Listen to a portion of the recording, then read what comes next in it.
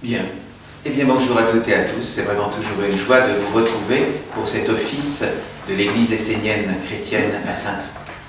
Pour les personnes qui nous rejoignent pour la première fois et pour les personnes qui nous rejoignent sur YouTube, sachez que la religion essénienne est une religion de la réalité. Nous ne nous intéressons pas aux anciens dogmes, à tout ce que les anciennes religions ont voulu plaquer de carcans.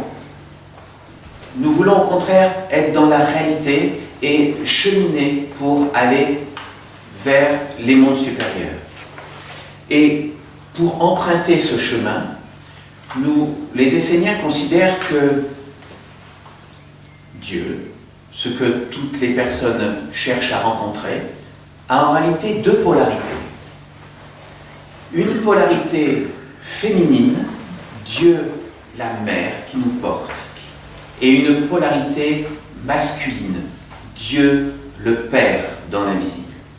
Donc il ne sert à rien de chercher toujours un Dieu extérieur de nous, un Dieu lointain. Dieu, il est d'abord autour de nous.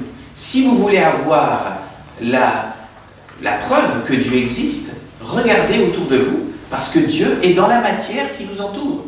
Dieu n'est pas quelque chose de complètement lointain et inaccessible. Dieu est autour de nous dans la mer nature qui nous porte et qui nous a donné la vie. C'est déjà la première expérience que l'on peut faire de cette réalité-là. Donc, lorsque l'on est ancré dans la terre-mère, qui est une partie, qui est une polarité de Dieu, à partir de ce moment-là, lorsque l'on a les pieds sur terre, bien enracinés, on peut s'élever la tête dans les étoiles, la tête orientée vers le Père, pour essayer de comprendre ces lois qui sont des lois intemporelles et immortelles.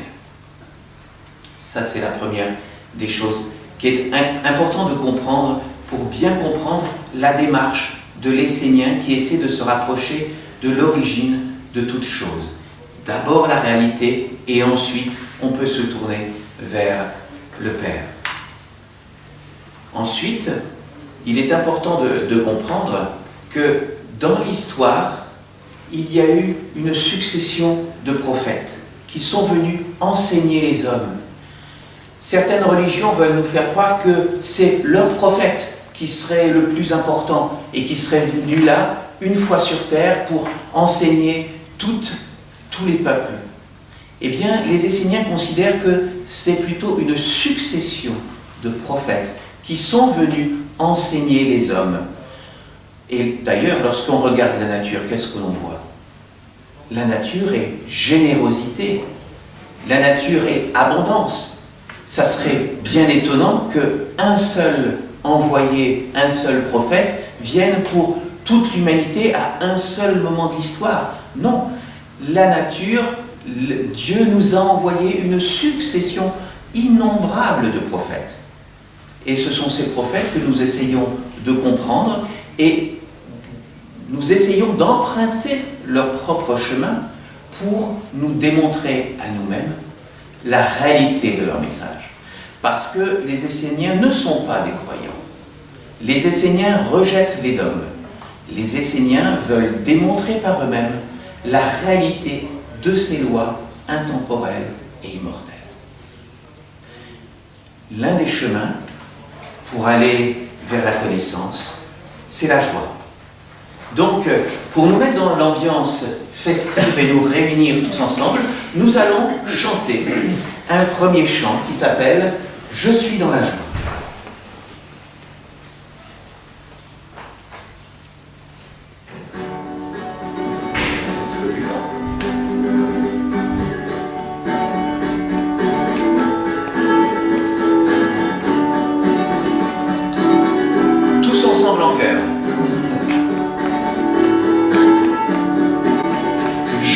Dans la joie quand on me dit allons à la maison, maison de Dieu.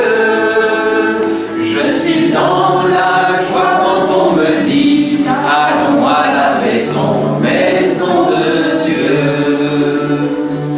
Dans la joie quand on me dit allons à la maison.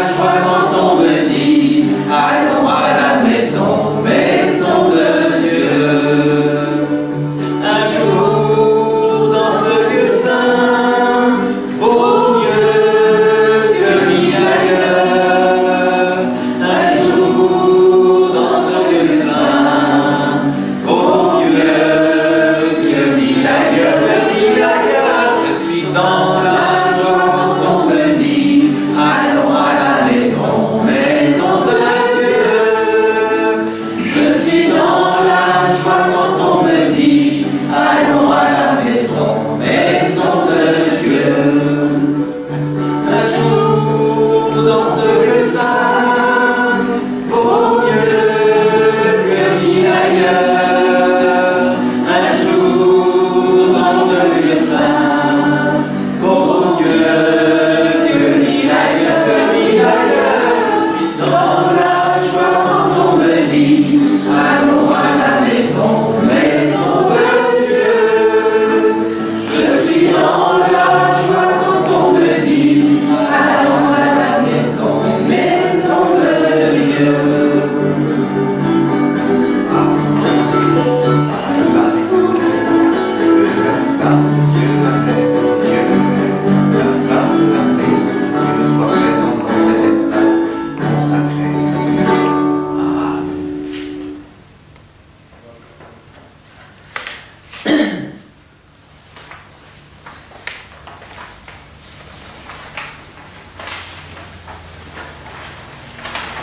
Les Esséniens, pour faire l'expérience de la réalité des choses, ont l'habitude de se tourner vers la terre-mère.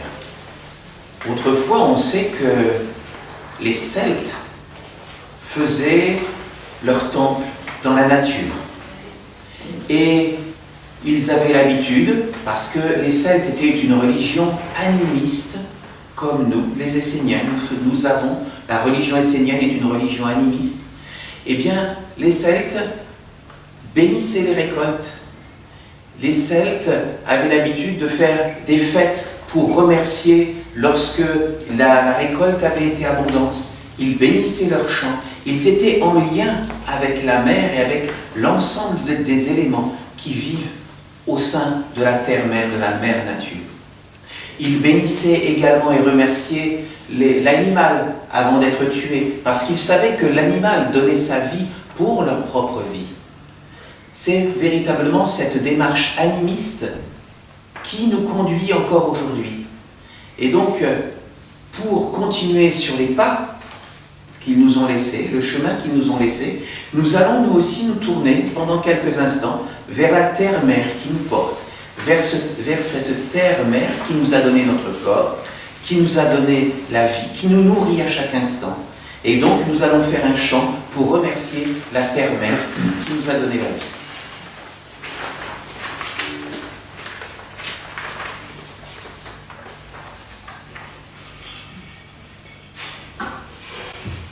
Du plus pur, du plus grand, du plus haut de mon être, avec douceur je t'appelle, quand je me pose sur toi. Du plus vrai, du plus haut, du plus haut de mon être,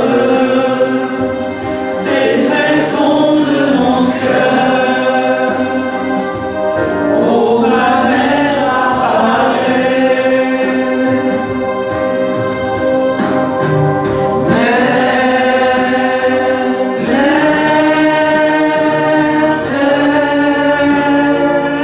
Fille dans toutes les filles,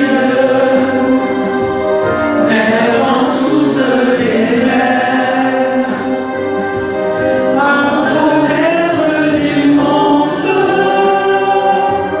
ô merveille, ô splendeur, du plus pur, du plus vrai, dans mon être éternel, viens consacre le temps, préparé pour le Père. Dans ta parure lumière, illumine tout ce qui est sombre, par ton souffle puissant, l'équilibre et la paix.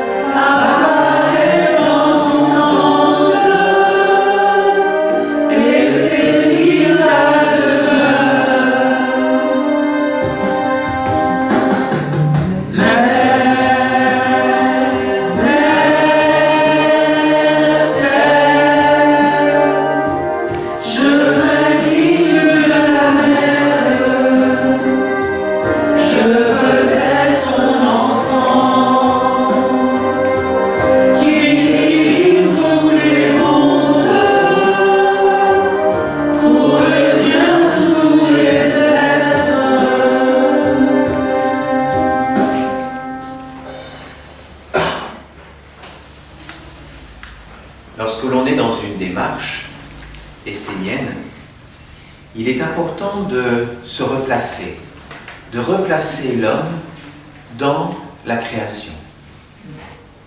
Les Esséniens ont la conscience qu'ils sont en haut de l'échelle de l'évolution sur Terre, en haut de cette pyramide où il y a au plus bas donc la mer, ensuite les minéraux, les végétaux, les animaux, et eux, ils sont en haut de cette pyramide du monde visible. Mais au-dessus de l'homme, il y a une autre pyramide qui est celle des mondes invisibles.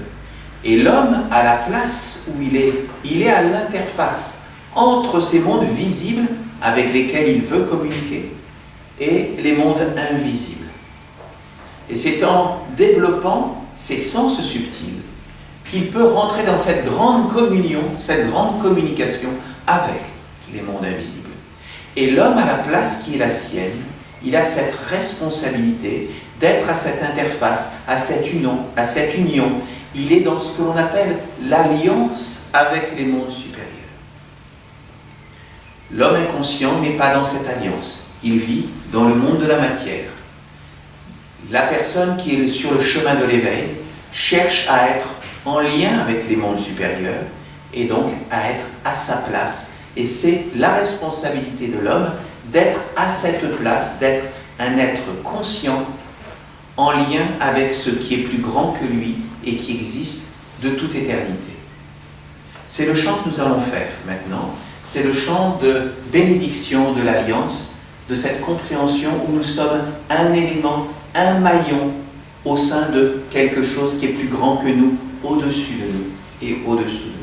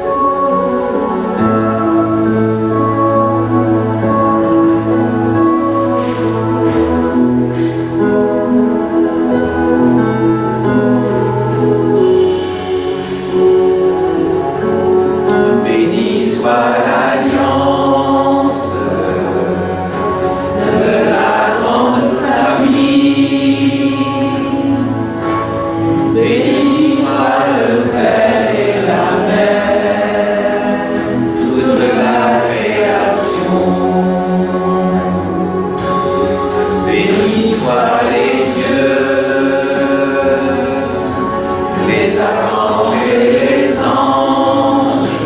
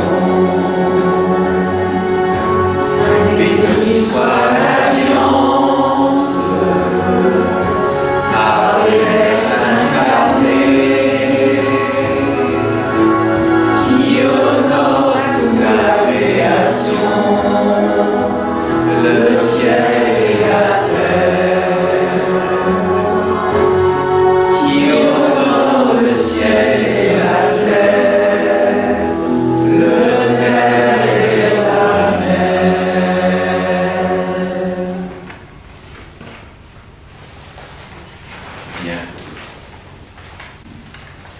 L'homélie de ce jour va être consacrée à la paix. Beaucoup de personnes cherchent à trouver la paix. C'est en fin de compte, je vais dire, un lieu commun. Toute personne veut être heureuse dans sa vie, veut être en paix, recherche une paix profonde, recherche une harmonie aussi. Mais si l'homme contemporain, bien souvent, recherche la paix à l'extérieur de lui, eh bien souvent, sa recherche va être vaine.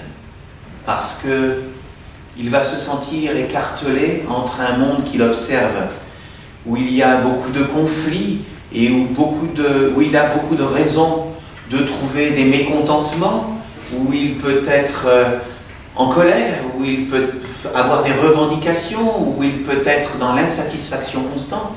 Et donc, à ce moment-là, il s'éloigne de la paix. Et s'il croit que la paix, c'est une absence de guerre, eh bien souvent, sa recherche de la paix va être vaine. Non. Parce qu'en réalité, la paix est quelque chose qui se trouve à l'intérieur de soi. C'est soi-même, chacun d'entre nous, qui devons trouver la paix à l'intérieur de nous-mêmes, la faire grandir, la faire mûrir. Et c'est lorsque cette paix prend de l'importance dans sa vie, à partir de ce moment-là, on est en paix parce qu'on l'a fait grandir, parce qu'on l'a fait exister dans sa propre vie. Ce n'est pas quelque chose d'extérieur, la paix, c'est à l'intérieur de nous que nous devons faire grandir la paix, que nous devons trouver la paix. Il peut être parfois nécessaire de guérir des blessures intérieures pour pouvoir trouver cette paix. Elle peut nécessiter de faire un travail de nettoyage, de purification de ces blessures. Mais la seule façon de trouver la paix, c'est de la faire grandir à l'intérieur de soi. Et lorsque on progresse sur ce chemin de trouver la paix, arrivé à un moment, on peut se rendre compte, on peut prendre conscience qu'en la réalité de la paix, c'est un ange. Alors, pour les personnes qui ne sont pas habituées à entendre parler des anges, eh bien, pour nous, nous écartons tout de suite toutes les petites images habituelles qui seraient un petit ange tout blanc avec des petites ailes. Non, les Esséniens s'écartent complètement de cette vision des anges. Les Esséniens ont une compréhension toute différente de ce qu'est un ange. Les anges, pour les Esséniens, ce sont des êtres qui existent dans l'invisible et qui sont porteurs de vertus. Comme, si je fais une petite parenthèse, dans le monde de la matière que nous connaissons, je vais parler de quelque chose qui est beaucoup plus pratique pour nous. Nous connaissons les lois de la physique, les lois des mathématiques, les lois de la gravitation universelle, par exemple. Et les scientifiques nous ont appris à connaître et à calculer, par exemple, les lois de la pesanteur, les lois de la gravitation. Et nous savons que les lois de la gravitation sont des lois universelles, intemporelles. Que l'homme soit sur Terre ou qu'il n'y soit pas, les forces de gravitation existent, les lois de la gravitation existent. Donc, les lois de la gravitation existent dans les mondes visibles. Eh bien, les Esséniens considèrent qu'il existe des lois pour les mondes visibles. Il existe des lois pour les mondes invisibles. Et comme les lois du monde visible sont intemporelles et immortelles, les lois du monde invisible sont également intemporelles et immortelles. Les lois de la paix, si je prends cet exemple qui est celui d'aujourd'hui, eh bien, ce sont des lois intemporelles et immortelles. Que l'homme soit là pour les percevoir, pour les faire grandir en lui, ou qu'il n'y soit pas, ce sont des lois qui préexistent de façon intemporelle et qui existent dans des mondes supérieurs, des mondes invisibles. L'homme peut, dans sa démarche intérieure, chercher à accéder à se mettre en lien avec ces lois pour les incarner, pour les manifester dans sa vie, où il peut s'y refuser, il est libre. Mais s'il fait cette démarche de chercher à accéder à ces lois intemporelles et immortelles, il le peut. C'est une démarche volontaire de recherche personnelle. Et c'est ce que les Esséniens vous invitent à faire pour justement être dans cette démarche de pouvoir vous démontrer la réalité des choses intemporelles. Et donc, cet ange, l'ange de la paix, est un ange qui permet l'existence de la vertu, c'est la vertu en elle-même de la paix, qui existe de toute éternité, que l'homme soit là pour le percevoir ou que l'homme ne soit pas là. Mais il en est de même que ce soit pour la vertu de l'amour, de la sagesse, de la compassion, de la beauté, qui sont des lois intemporelles et immortelles, que l'homme y accède ou pas, elles préexistent de toute éternité, comme les lois de la physique dont j'ai parlé tout à l'heure. Il nous convient à nous, comme les scientifiques dans les lois de la matière ont cherché à connaître les lois, il est de notre responsabilité, si nous le voulons, de pouvoir accéder à ces lois qui sont des lois intemporelles. C'est un chemin qui est proposé. Et donc, lorsque l'on fait ce chemin, de percevoir l'ange de la paix, c'est effectivement une démarche très intime, une démarche très personnelle. Ce n'est pas quelque chose que l'on peut faire pour les autres, c'est quelque chose que l'on peut faire pour soi. Et c'est une démarche de volonté impersonnelle qui fait que l'on cherche à rentrer en lien avec cet être qui est de toute éternité. C'est une démarche de pureté intérieure, c'est une discipline intérieure qui nous permet de nous mettre dans une position d'humilité où nous sommes comme une coupe qui permet de recevoir, de nous mettre en lien avec ce qui est plus grand que nous et qui existe de toute éternité. Lorsque l'on veut aller vers les mondes supérieurs pour toucher les choses qui sont plus grandes que nous, il faut être, le minimum, c'est d'être dans l'humilité et d'être vide à l'intérieur de soi.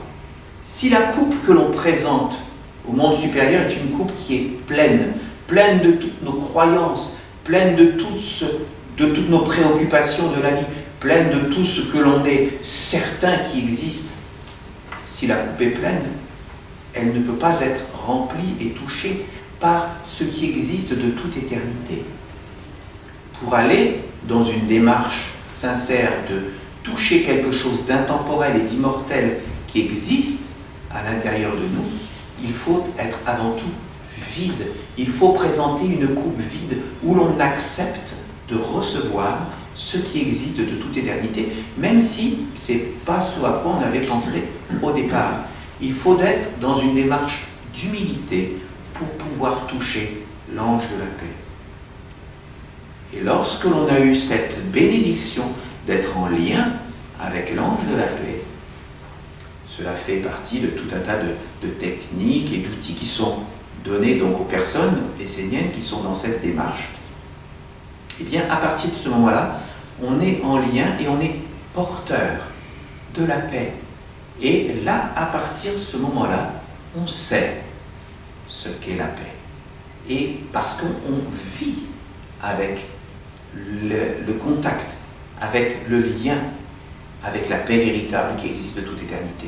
Et à partir de ce moment-là, on peut l'offrir autour de nous. Voilà la démarche qui nous permet de nous démontrer l'existence des choses et d'être dans cette humilité qui nous permet d'être en lien avec les mondes supérieurs pour les manifester dans notre vie et les partager autour de nous. Ça ne se fait bien entendu jamais dans l'orgueil, ni dans la vanité, mais dans l'humilité, où l'on se reconnaît à la place qui est la nôtre, en haut de la pyramide de l'évolution terrestre, du monde de la matière, et en lien avec ce qui est plus grand que nous.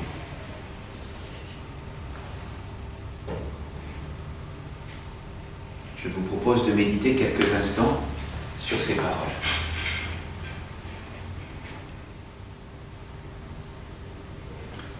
J'espère que ces quelques mots ont été un enrichissement pour vous.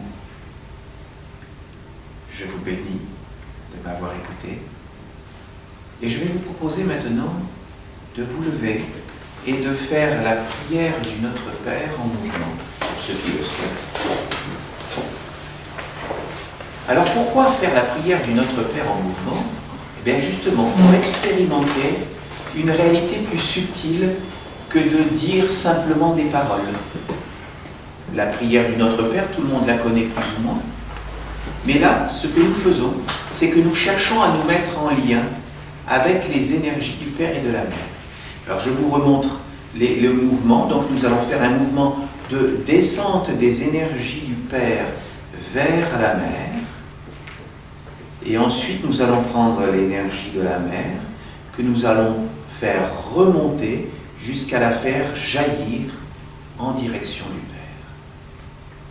Donc je vous propose de mettre vos mains comme ça et de dire Père, Père, Père, Père, Père, que ton nom soit sanctifié, que ton règne vienne, que ta volonté soit faite sur la terre comme au ciel. Donne-nous notre pain, pardonne nos offenses, ne nous soumets pas à la tentation et délivre-nous du mal. Amen.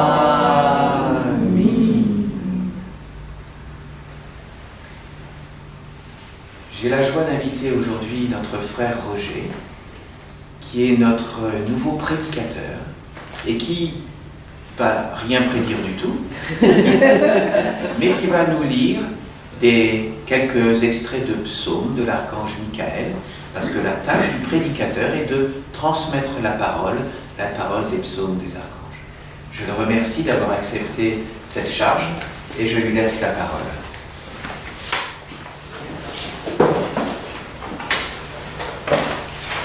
Ce sont donc des extraits du psaume 208 de l'archange Michael. Apprenez à respirer avec l'ange de la paix. Mettez-vous bien à l'intérieur, comme a dit frère Gérard. La paix soit avec vous. La paix ne doit pas être une étrangère pour vous.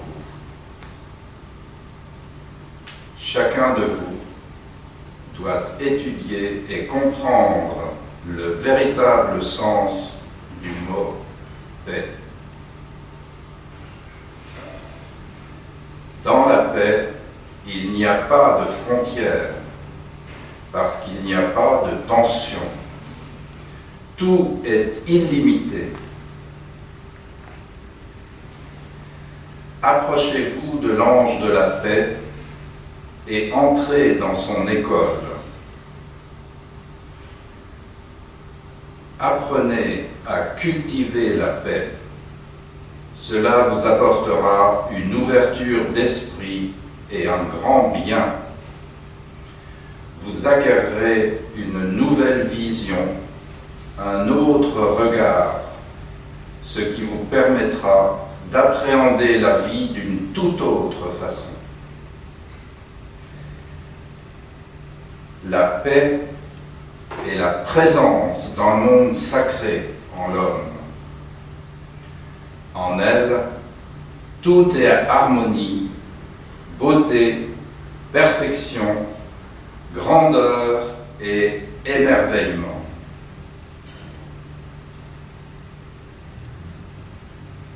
Si un homme veut connaître la paix, il doit être en accord avec un enseignement et une hiérarchie supérieure qui, progressivement, pourront le connecter avec elle et lui faire goûter cet état d'être. Il devra être éduqué, préparé, formé, afin de devenir capable d'accepter un autre monde dans sa vie, d'être visité par une réalité où il n'y a pas de frontières et qui est essentiellement un état d'être. Si cela se produit, l'homme sera initié au mystère de la paix et il aura une vie et un regard différents. Lorsque l'homme porte en lui la paix, qu'il parvient à demeurer en harmonie avec cet ange sublime, cela change radicalement sa vie. Beaucoup d'hommes ont connu la paix, mais ils n'ont pas réussi à garder le lien avec cet ange, qui est alors parti, et les hommes l'ont oublié. C'est comme une extase, un ravissement, une plénitude qui vient et qui s'en va. Ces hommes ont été initiés à une vérité supérieure, mais ils n'avaient pas le corps, la maîtrise pour permettre à ce monde de demeurer avec eux et d'agir sur la terre. Celui qui parvient à vivre avec la paix atteindra naturellement les étapes supérieures du savoir et de l'illumination. La paix est une condition fondamentale pour recevoir la bénédiction des dieux.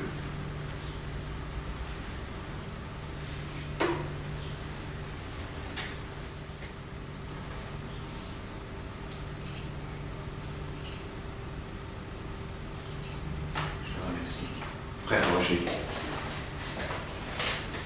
Bien, nous arrivons maintenant au moment où je vais vous proposer de recevoir une bénédiction pour les personnes qui le souhaitent. Donc je vais vous inviter à venir les uns à la suite des autres pour pouvoir recevoir cette bénédiction. Et ensuite, eh bien, nous pourrons nous séparer en chansons.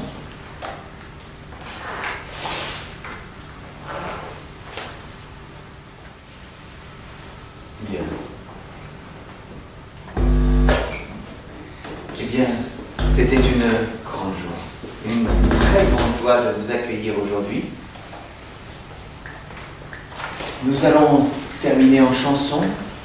Je voulais remercier Frère Roger pour nous avoir rejoints dans le service de notre Église, et je voulais aussi remercier Dominique, excusez-moi, qui s'est offerte pour pouvoir être vestale et qui m'a aidé avant cet office à purifier ce lieu et à le préparer donc pour votre venue à tous. Donc je voulais la remercier très sincèrement de nous avoir rejoints et d'être actifs pour tous les deux. Donc merci beaucoup.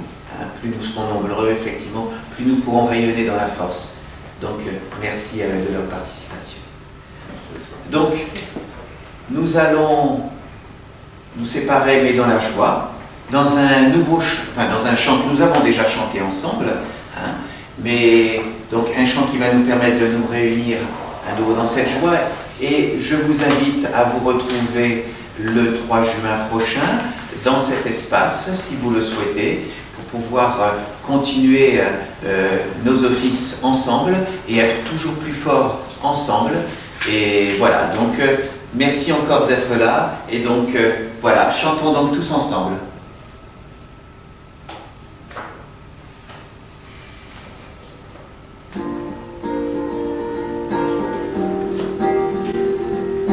Pleine de sagesse et vérité, pure lumière les évangiles, c'est tout mon être ensemencé, toute ma terre rendue fertile, alors mes mains pourront bénir en tous les êtres Dieu la vie et rallumer le souvenir du véritable être je suis.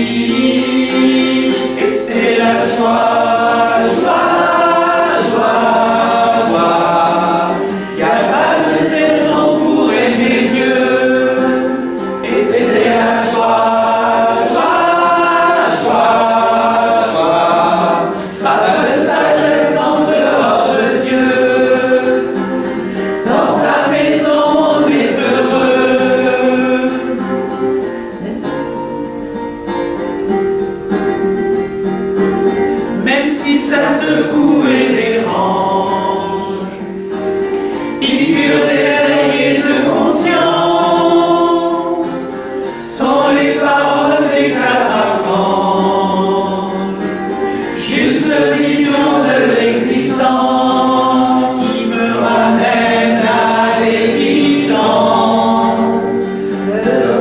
Le regarder sans jugement, les petits riens de l'existence, tout bien porteur d'enseignement, et c'est la joie, joie, joie, joie. Y a pas de saison pour aimer Dieu, c'est la joie, joie, joie, joie. Pas de sagesse en dehors de Dieu, dans sa maison on est heureux, sa religion est non précieux, et c'est la joie, joie, joie, joie. Y a pas de saison pour aimer Dieu, pas de sagesse en dehors de Dieu.